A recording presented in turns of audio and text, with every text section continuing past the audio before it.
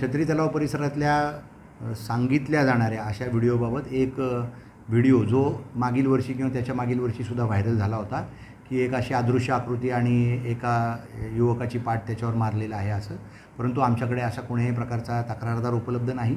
ही केवळ सोशल मीडियावर फिरणारी क्लिप आहे.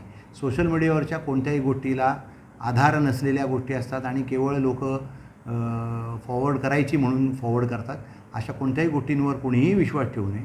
मुळात सोशल मीडियावरच्या ज्या काही गोष्टी असतात त्या सगळ्याच पाहताना फॉरवर्ड करताना नागरिकांनी काळजी घेतली पाहिजे, जेणेकरून दुसऱ्या कोणत्याही बाबतीत गैरसमज पसरणार नाही आणि कुणाची फसवणूकसुद्धा होणार नाही.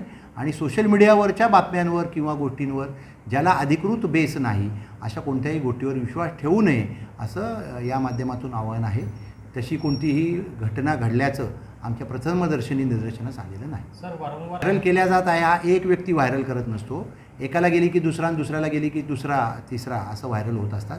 त्याच्यामुळे प्रत्येक नागरिकांनी सजगपणे वागून आपल्यापर्यंत जी गोष्ट एखादी येते त्याचा जर उगमाचा स्रोत आपल्याला माहिती नसेल, त्याची वैधता किंवा त्याची खात्री आपल्याला होत नसेल तर अशी कोणतीही गोष्ट कोणीच व्हायरल करू नये. व्हायरल करणारा व्यक्ती एक नसतो.